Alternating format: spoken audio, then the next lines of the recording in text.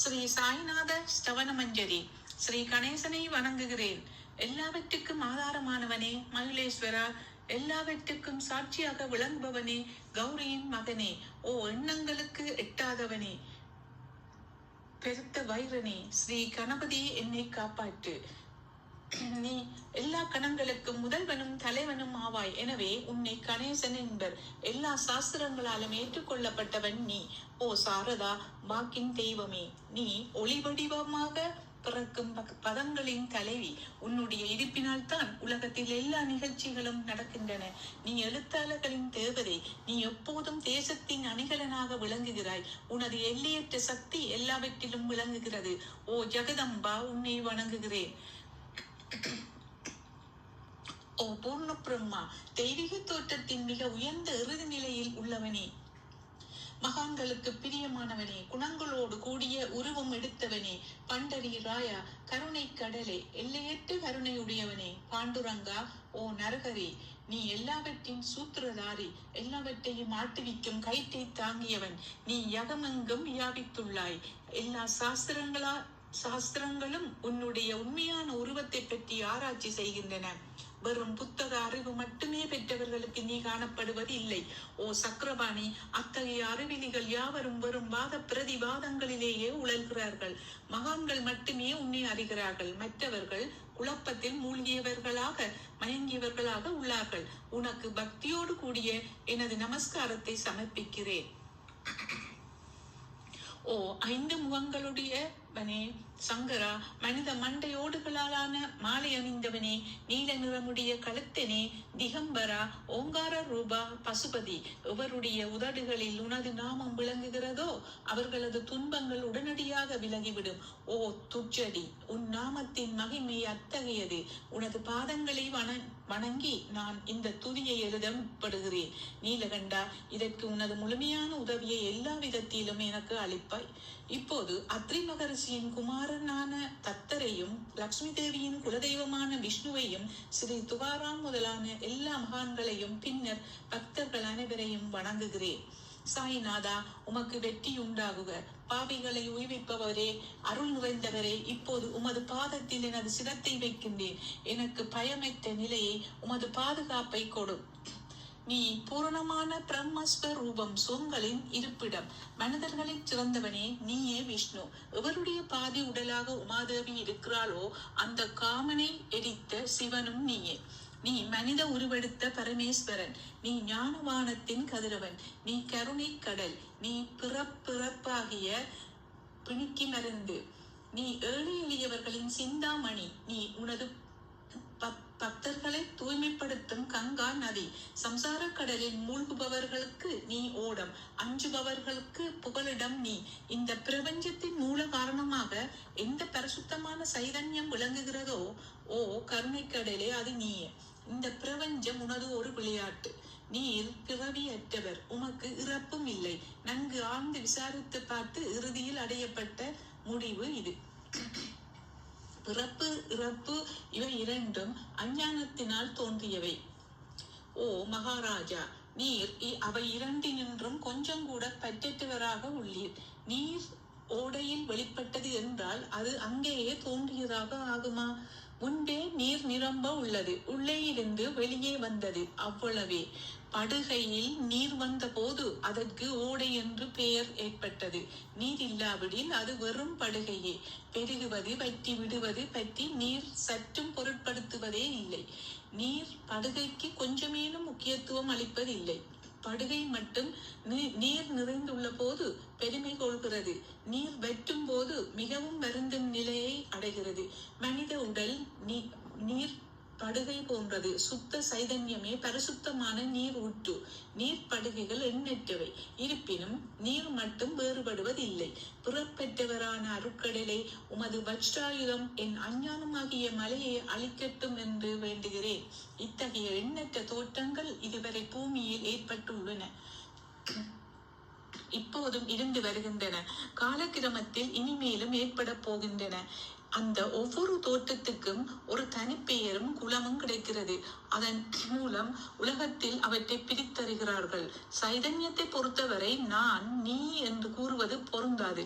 இருமை என்பதை எங்கு இருப்பதற்கு இடமில்லையோ அதே உண்மையில் சைதன்யம் எனப்படுவது. மேலும் உண்மையில் சைதன்யம் பிரபஞ்சம் முழுதையும் வியாபித்து உள்ளது. பின் நான் நீ என்ற பாவனை எவ்வாறு பொருந்தும்? மேகத்திலிருந்து பிறக்கும் நீர் ஒரே தன்மையானது. பூமியின் மேல் இறங்கிய பிறகு அதற்கு பற்பல வேறுபாடுகள் ஏற்படுகின்றன.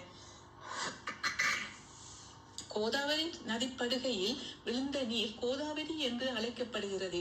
கிணற்றில் விழுந்த நீருக்கு அத்தகைய மேன்மை இல்லை. மகான்களின் உருவமாகிய கோதாவரியில் உள்ள நீர் நீங்கள். நாங்கள் குளம், குட்டை, கிணறு போன்றவர்கள். நம்மிடையே உள்ள வேறுபாடு இதுவே. எங்களுடைய வாழ்வின் உண்மையான குறிக்கோளை அடைய நாங்கள் உங்களிடம் வர வேண்டும். எப்போதும் கரங்கூப்பி உங்களை சரணடைய வேண்டும். ஏனெனில் நீங்கள் புனிதத்தின் உறைவிடம். கோதாவரி நதிக்கு பாத்திரத்தினால், அதாவது படுகையினால் புனிதம் ஏற்பட்டது. வெறும் நீரை மட்டுமே நோக்குவோம் ஆகில் அது எங்கும் ஒரே விதமானது. கோதாவரி நதிப்படுகை புனிதம் வாய்ந்ததென்பது தீர்மானிக்கப்பட்ட உண்மை. அதனை தீர்மானிப்பதற்கு பூமியின் நல்ல தன்மை, தீய தன்மை ஆகியவையே உதவி செய்கின்றது என்பதை நோக்கவும். மேகத்தினின்று வந்த நீரின் புனிதத்தை எந்த பூமி பாகம் மாற்றவில்லையோ அந்த பாகத்தை சாஸ்திரம் அறிந்தவர்கள் கோதா என்று அழைத்தார்கள். மற்ற இடங்களில் விழுந்த நீர் அந்தந்த மண்ணின் குணத்தை ஏற்றுக் கொண்டது. தோட்டத்தின் போது இனிமையாய் இருந்த நீர் அசுத்தமாகவும் கசப்பாகவும் உப்பாகவும் ஆயிற்று. அவ்வாறே ஓ குருவரா, எந்த சரீரத்தில் ஆறு வயதிகளின் மாசு ஏற்படவில்லையோ அந்த புனிதமான சரீரத்துக்கு மகான் என்ற பெயர் பொருந்தும். எனவே மேன்மையும் புனிதமும் பொருந்திய மகான்களை அந்த கோதாவரி என்றே கூறுகிறேன். எல்லா ஜீவர்களிலும் உங்களது தகுதி மிகச் சிறந்ததாக உள்ளது. பிரபஞ்சத்தின் ஆரம்ப காலத்தில் இருந்தே கோதாவரி ஏற்பட்டு உள்ளது. நீரும் முழுமையாக நிரம்பி உள்ளது. இன்று வரை அதற்கு குறைவு ஏற்படவில்லை. ராவணனுடைய வைரி கோதாவரியின் கரைக்கு வந்த போது இருந்த அதே நீர் இன்று வரை எவ்வாறு இருக்கும் என்று பாருங்கள். படுகை மட்டும் அதே. நீர் கடலை அடைந்தது. நீர் படுகையின் புனிதத்தன்மை மட்டும் இன்று வரை நிரந்தரமாக உள்ளது. ஒவ்வொரு ஆண்டும் பழைய நீர் சென்று புதிய நீர் படுகையின் உள்ளே வருகிறது. பாபா, அதே நியாயம் உங்களுக்கும் பொருந்தும். ஒவ்வொரு நூற்றாண்டும் ஓராண்டை போலவும் அந்த நூற்றாண்டில் தோன்றிய சாதுக்கள் நீரை போலவும் அவர்களுள் மிகப்பெரிய மகான்கள் அலைகள் போலவும் உவமிக்கப்படுகிறார்கள். இந்த மகான்களின் உருவமாகிய கோதாவரியில் முதல் ஆண்டில் சனந்தனர் முதலியோரின் வெள்ளம் ஏற்பட்டது. பின்னர் நாரதர், தும்புரு, பிரகலாதன், பலிராஜா, சபரி, அங்கதன், வாயுகுமாரன், விதுரர், கோபர்களும் கோபிகைகளும் தோன்றினர். இவ்வாறு இன்று வரை ஒவ்வொரு நூற்றாண்டிலும் ஒன்றன் பின் ஒன்றாக மகான்களின் வெள்ளம் ஏற்பட்டு வந்துள்ளது. நான் அதனை வர்ணிப்பதற்கு இயலாதவனாக உள்ளேன். ஓ சாய்நாதா, இந்த நிகழும் நூற்றாண்டில் மகான்களின் தோற்றமாகிய கோதாவரியில் நிச்சயமாக உமது வெள்ளம் வந்துள்ளது. எனவே உமது திவ்ய சரணார விந்தங்களுக்கு வந்தனை செய்கிறேன். மகாராஜா, எனது துர்க்குணங்களை கொஞ்சம் கூட பொருட்படுத்த வேண்டாம். நான் ஏழை, எளியவன், அஞ்ஞானி, பாவிகளுக்குள்ளே தலை சிறந்தவன், எல்லா துர்க்குணங்களும் பொருந்தியவன். ஆனால் என்னை நிராகரிக்க வேண்டாம். பரிசக்கள் இரும்பினுடைய குறைகளை பொருட்படுத்துவதில்லை. கோதாவரி நதி தன்னை அடைந்த கிராமத்து சிறு ஓடைகளை திருப்பி அனுப்புவதில்லை. உங்களுடைய அருள் நோக்கை செலுத்தி என்னிடம் உள்ள எல்லா தீய குணங்களையும் விரைவாக அழித்து விடுங்கள். அடியேனுடைய வேண்டுதல் இதுவே. பரிசக்கல்லின் தொடர்பு ஏற்பட்டும் இரும்பின் இரும்புத்தன்மை அழிக்கப்படாவிட்டால் குருவரா, அது பரிசக்கல்லின் பெருமைக்கு இழுக்கு. என்னை பாவியாகவே இருக்கும்படி வைக்காதீர். தாங்கள் தாழ்வும் அடைய வேண்டாம். நீங்கள் பரிசக்கல், நான் இரும்பு. எனது அவமானம் உமதே என்பதை பாருங்கள். குழந்தை எப்போதும் தவறுகள் செய்கிறது, ஆனால் தாய் சினம் கொள்வது இல்லை. இதை நினைவிக்கொண்டு எனக்கு உங்கள் அருளாகிய பிரசாதத்தை அளிப்பீராக. ஓ சத்குரு சாய்நாதா, நீயே எனது கற்பகத்தரு. சம்சார சாகரத்தை கடக்க உதவும் சிறந்த படகு நிச்சயமாக நீயே. நீ காமதேனி சிந்தாமணி, நீ ஞானவானத்தின் கதிரவன், நீ நற்குணங்களின் பெரும் சுரங்கம், ஸ்வர்க்கத்துக்கு செல்ல உதவும் படிக்கெல்லும் நீயே. ஓ புண்ணியங்களின் இருப்பிடமே, சுத்திகரிப்பவரின் சிறந்தவரே, ஓ சாந்தமூர்த்தி, ஆனந்தத்தின் உறைவிடமே, பிரம்மஸ்வரூபா, பரிபூரணனே, வேறுபாடு அற்றவனே, ஞானக்கடலே, ஓ ஞானத்தின் உருவமே, மனிதர்களில் சிறந்தவனே, பொறுமை சாந்தி ஆகியவற்றின் உறைவிடமே, பக்தர்களின் இளைப்பாறும் இடமே என்பால் மகிழ்வு நிறைந்த உன் அருள் நோக்கை செலுத்து. சத்குரு மச்சிந்திரரும் நீயே, மகாத்மா ஜாலந்தரரும் நீயே, நீயே நிவிலிந்திநாதரும் ஞானேஸ்வரரும் ஆவாய். கபீர், ஷேக் முகம்மது இயேசுநாதர் ஆகியோரும் நீயே. நீயே போதலாவும் சாவதாமாலியும் உண்மையில் ராமதாசரும் நீயே.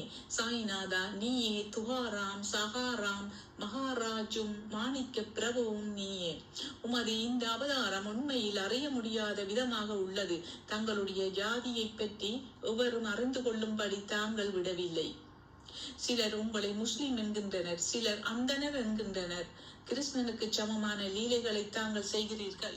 ஸ்ரீ கிருஷ்ணனை பார்த்து பலரும் பலவிதமாக பேசினர். சிலர் ஜதுகுலத்து அரிய ஆபரணம் என்றனர், சிலர் இடையன் என்றனர். ஜசோதை மேன்மையான குழந்தை என்றால், கம்சன் மகாகாலன் என்றார், உத்தவர் அன்பு வடிவானவன் என்றார், அர்ஜுனன் பூர்ண ஞானி என்றார். அவ்வாறே தங்களை பற்றியும் தத்தமது மனத்தில் நிச்சயப்படுத்தியதற்கு தக்கபடி அவரவர்கள் அழைக்கின்றனர். மசூதி உங்களது இருப்பிடம். உமது காதுகள் குத்தி இருக்கப்படவில்லை. உங்களது பாரிய சடங்கையும் பார்த்துவிட்டு உங்களை முஸ்லீம் என்று கூறுவது பொருத்தமாகவே உள்ளது. அவ்வாறே கருணை வடிவான உமது அக்னி வழிபாட்டை பார்த்து நீங்கள் ஹிந்துதான் என்று எங்கள் மனத்தில் நிச்சயம் ஏற்பட்டது. ஆனால் வெளி விவகாரங்களில் உள்ள இத்தகைய வேறுபாடுகளை தர்க்கவாதிகளை விரும்புவார்கள். உண்மையான ஞானத்தில் ஆர்வம் உள்ள பக்தர்கள் அவற்றுக்கு முக்கியத்துவம் அளிக்க மாட்டார்கள். நீங்கள் பிரம்மத்தின் நிலையில் விளங்குகிறீர்கள். உங்களுக்கு ஜாதியும் கோத்திரமும் இல்லை. நீர் எல்லோருக்கும் குருமூர்த்தியாயும் ஆதி காரணமாகவும் உள்ளீர். முஸ்லிம் இந்துக்களிடையே பகமை ஏற்பட்டதால் அவர்களை ஒற்றுமைப்படுத்துவதற்காக மசீதி அக்னி இரண்டையும் ஏற்று பக்தர்களுக்கு உங்கள் லீலைகளை காட்டினீர்கள். தாங்கள் ஜாதி மதங்களுக்கு அப்பாற்பட்டவர். நீங்கள் பிரம்மமே, உண்மையில் நீங்கள் அது தத்துவமசி. நீங்கள் உண்மையில் தர்க்கங்களுக்கு அப்பாற்பட்டவர். உங்கள் முன்னால் எவ்வளவோ விதர்க்கங்கள் நிகழ்ந்தன. அங்கே எனது சாதாரண மொழிகள் எப்படி ஏற்படும்? ஆனால் உங்களை பார்க்கும் போது என்னால் மௌனமாக இருக்க முடியவில்லை. துதி செய்வதற்கு உலக வழக்கில் பதங்களே சாதனமாக உள்ளன. எனவே உங்கள் அருளாசியுடன் பதங்களால் என்னென்ன வர்ணனைகள் ஏற்படுகின்றனவோ அவற்றை எப்போதும் செய்வேன்.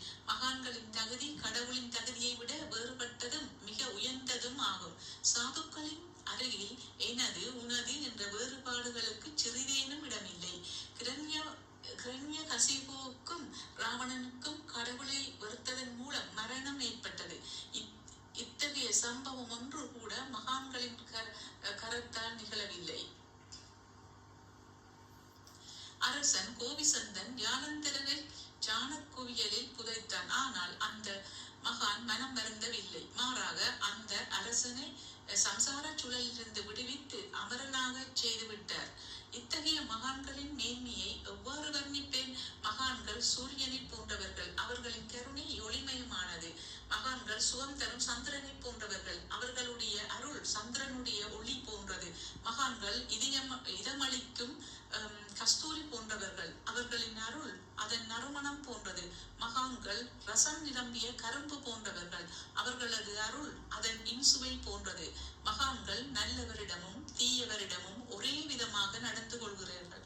மாறாக பாவிகளிடமே எல்லையற்ற அன்பு உள்ளவர்களாக உள்ளார்கள். கோதாவரி நதியின் நீரில் அழுக்கடைந்த துணிகளை துவைப்பதற்காக வருகின்றன. சுத்தமானவை கோதாவரி நின்று வெகு தொலைவில் பெட்டியிலேயே தங்குகின்றன. பெட்டியில் வைக்கப்பட்டிருந்த அந்த துணியும் ஒரு முறை கோதாவரியின் படுகையில் நன்றாக துவைப்பதற்காக வந்தது.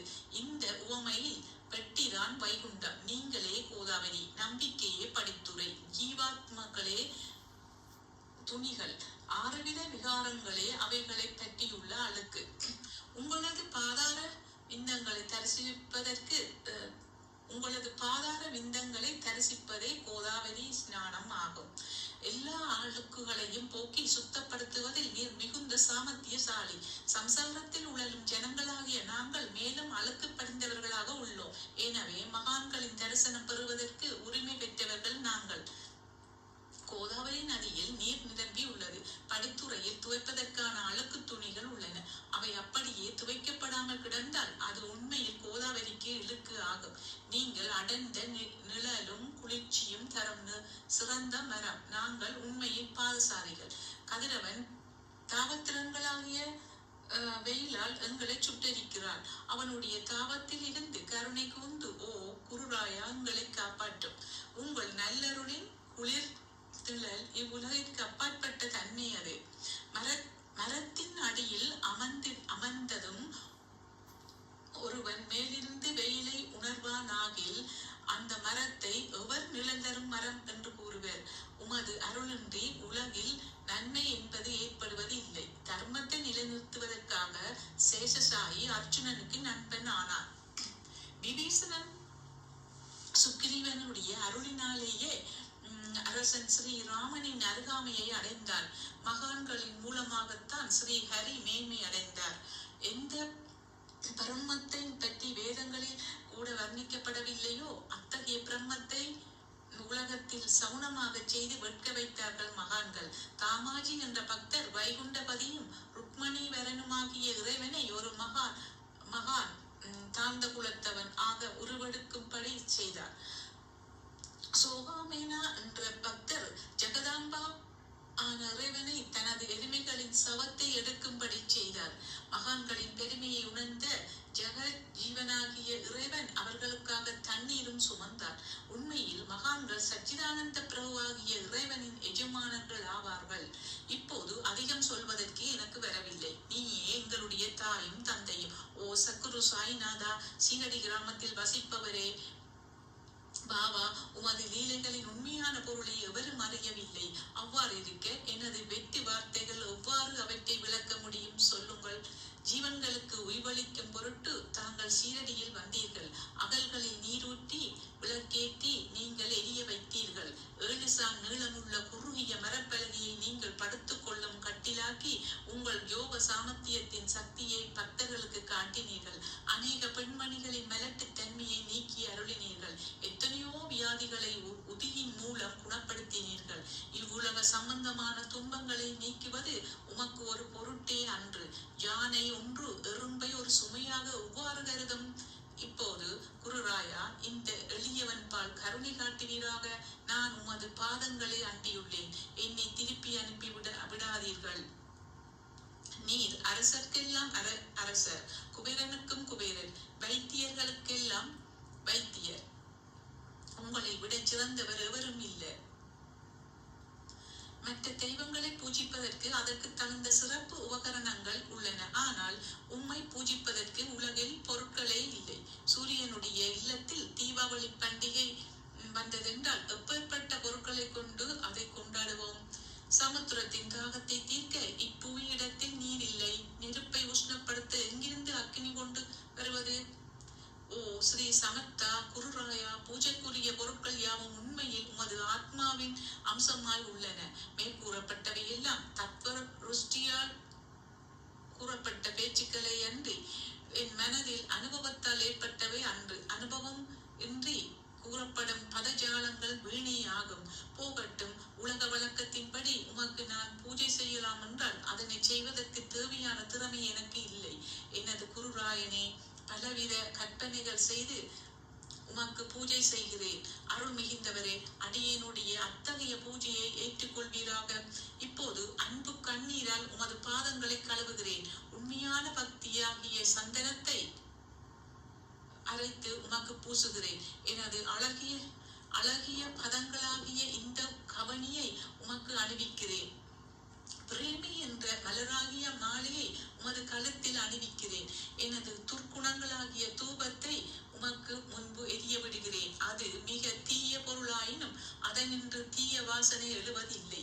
சக்குருவுக்கு முன்பு அன்றி வேறு எங்கெங்கு தூவம் எரிய விடப்படுகிறதோ அங்கெல்லாம் தூவ பொருளுக்கு ஏற்படும் நிலை வருமாறு தூவ திரவியத்துக்கு அக்னியின் ஸ்பர்சம் ஏற்பட்ட மாத்திரத்தில் அதனது நறுமணம் என்ற நல்ல குணம் அதனை விட்டு விட்டு சென்று விடுகிறது.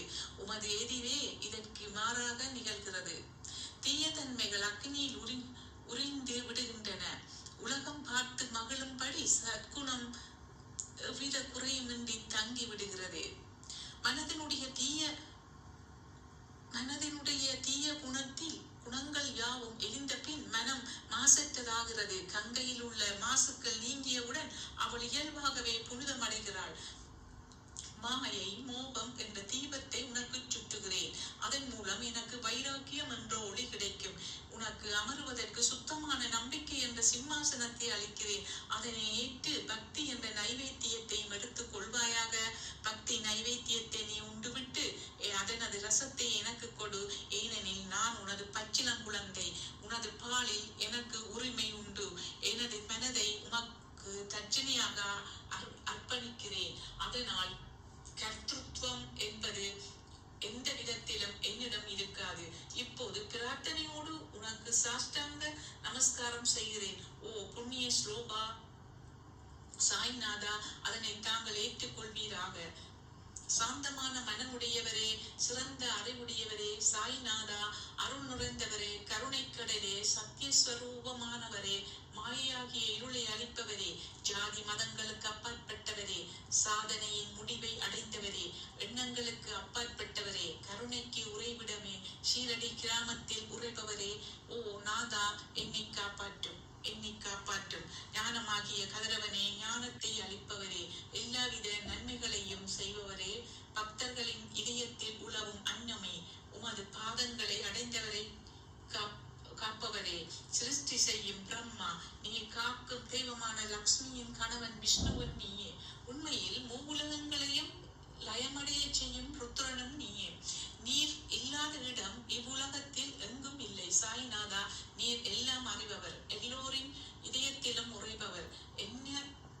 எனது எல்லா குற்றங்களை மன்னிக்க வேண்டும் என்று வேண்டுகிறேன். பக்தியின்மை, சந்தேகங்கள் போன்ற அலைகளை விரைவில் நீக்குவீராக. நீர் பசு, நான் பச்சிலங்கன்று. நீர் சந்திரன், நான் சந்திரகாந்தக்கல். உங்கள் பாதங்கள் கங்கா நதியின் ஸ்வரூபம் ஆனவை. அவற்றை நான் பக்தியோடு வணங்குகிறேன். இப்போது உமது அடைக்கலம் அளிக்கும் அருள்மயமான கரங்களை எனது சிரத்தின் மேல் வைப்பீராக. எனது வருத்தங்களையும் கவலைகளையும் நீக்குவீராக. இந்த கனு தங்கள் பணியாளன். இந்த பிரார்த்தனாஷ்டகத்தை கூறி நான் சாஷ்டாங்க நமஸ்காரம் செய்கிறேன். எனது பாவங்களையும் துன்பங்களையும் ஏழ்மையை உடனடியாக நீக்குவீராக. நீர் பசு, நான் கன்று. நீர் தாய், நான் குழந்தை. என் விஷயத்தில் மனதில் கடினம் கொள்ள வேண்டாம். நீர் மலையகிரியில் உள்ள சந்தன மரம், நான் முள்ளடர்ந்த புதர். நீர் புனிதமான கோதாவரி நீர், நான் பெரும் பாவி. ஓ குருராயா, உமது தரிசனம் ஏற்பட்ட பிறகும் என்னிடத்தில் உள்ள துர்க்குணம் என்ற மாசு அவ்வாறே தங்கி இருக்குமாகில் உம்மை சந்தனம் என்று எவர் கூறுவர்? கஸ்தூரியின் அண்மையை அடைந்த மண்ணும் உயர்வாக மதிக்கப்படுகிறது. மலர்களின் அண்மையால் நாரும் தலையில் உயர்ந்த இடத்தை பெறுகிறது. மகான்களின் தன்மையும் இத்தகையதே. அவர்கள் எந்தெந்த பொருட்களை ஏற்றுக்கொள்கிறார்களோ அவற்றை உயர்ந்த நிலைகளை அடைவிக்கிறார்கள். சிவபெருமான் விபூதி, கோவணம், நந்தி ஆகியவற்றை ஏற்றுக்கொண்டதால் எல்லா திக்குகளிலும் அந்த பொருட்களுக்கு மிகவும் மதிப்பு ஏற்பட்டுள்ளது. இடையர்களை மகிழ்விக்கும் பொருட்டு பிருந்தாவனத்திலும் ஜமுனை நதிக்கரையிலும் ஜெகத்துக்கெல்லாம் இறைவனானவன் தகிகாலா என்ற விளையாட்டை விளையாடினான். ஞானிகள் அவ்விளையாட்டையும் உயர்வாக மதிக்கிறார்கள். அவ்வாறே நான் துராசாரி ஆயினும் உம்மை அடைந்துள்ளேன். ஓ குருராயா, எனவே இதை பற்றி உம் உள்ளத்தில் எண்ணிப்பாரும். ஓ குருராயா, இகத்திலும் பரத்திலும் எந்தெந்த பொருட்களை சுகமென்று என் மனம் சந்தேகமற கருதுகின்றதோ அவற்றையெல்லாம் நிறைவேற்ற வேண்டும். உமது கருணையினால் இவ்வாறு அவ்வாறு செய்துவிடும். எனது மனத்தை அடக்கிவிடும். சமுத்திரத்தை இனிமையாக செய்துவிட்டால் பிறகு உப்புத்தன்மையை பற்றிய பயம் இல்லை. சமுத்திரத்தை இனியதாக்கும் சக்தி உண்மையில் உமக்கு உண்டு. எனவே தாஸ்கனுவின் இந்த வேண்டுதலை நிறைவேற்றுவீர். என்னிடம் என்னென்ன குறைகள் உள்ளனவோ அவை அனைத்தும் உமதே. சித்தர்களுக்கெல்லாம் அரசனான உமக்கு குறை என்பது பொருந்தாது. இப்போது அதிகமாக சொல்வது எதற்காக? நீரே எனக்கு ஆதாரம். தாயினுடைய இடுப்பில் உள்ள குழந்தை இயல்பாகவே பயமற்றி இருக்கிறது. ஓ மகாராஜா, இந்த துதியை எவரவர்கள் அன்புடன் படிக்கிறார்களோ அவரவர்களுடைய விருப்பங்களை நிறைவேற்றுவீர். இந்த துதியை படிப்பவர்களின் 3 வித தாபங்களும் ஓராண்டுக்குள் விலகிவிடும் என்பதே இந்த துதியின் மேல் உமது நிரந்தரமான அருளாசியாக இருக்கட்டும். ஸ்நானம் முதலியவற்றை செய்து சுத்தமாக ஆனபின் உங்கள் மனதில் சுத்தமான பக்தியோடு தினமும் இந்த துதியை படிக்கவும். இவ்வாறு செய்ய முடியாவிட்டால் ஒவ்வொரு வியாழக்கிழமை அன்று மனதில் சக்குருமூர்த்தியை இருத்தி படிக்கவும். அதுவும் கூட இயலாவிடில் ஏகாதசி தோறும் அதன் விளைவுகளை பார்ப்பதற்காக இந்த துதியை படியுங்கள். துதியை படிப்பவர்களுக்கு இறுதி கணத்தில் உயர்ந்த நிலையை குருமூர்த்தி அளிப்பார். நான் சொல்வதை கேட்டுக் கொண்டிருப்பவர்களே, இவ்வுலகியல் ஆசைகளை அவர் விரைவில் நிறைவேற்றுவர். இந்த துதியை பாராயணம் செய்வதால், மீண்டும் மீண்டும் படிப்பதால் முட்டாள்கள் அறிவாளிகள் ஆவார்கள். எவருக்காயினும் வாழ்நாள் குறைவாக இருப்பின் அவர்கள் இதை படிப்பதால் 100 ஆண்டு ஆயுள் உள்ளவராவார்கள். இந்த துதியை படிப்பதால் செல்வத்துக்கு குறைவு இருந்தால் குபேரன் அவர்களது இல்லத்துக்கு வந்து பணி செய்வான். இது சத்தியம் என்று மும்முறை உரைக்கின்றேன். சந்ததி அற்றவர்களுக்கு இந்த துதியை படிப்பதால் குழந்தை செல்வம் கிட்டும். இதனை படிப்பவர்களின் ரோகங்கள் முற்றிலும் நீங்கிவிடும். தினந்தோறும் இந்த துதியை பாராயணம் செய்வதால் பயமும் கவலைகளும் நீங்கிவிடும். மதிப்பும் மரியாதையும் உயரும். அறிவற்ற பிரம்மத்தை உணர்வார்கள். ஓ அறிவாளிகளே, உங்களது மனத்தில் இந்த துதியை பற்றி நம்பிக்கை கொள்ளுங்கள். தர்க்கங்கள், தவறான எண்ணங்கள் ஆகியவற்றை கொஞ்சம் கூட இடம் கொடுக்க வேண்டாம்.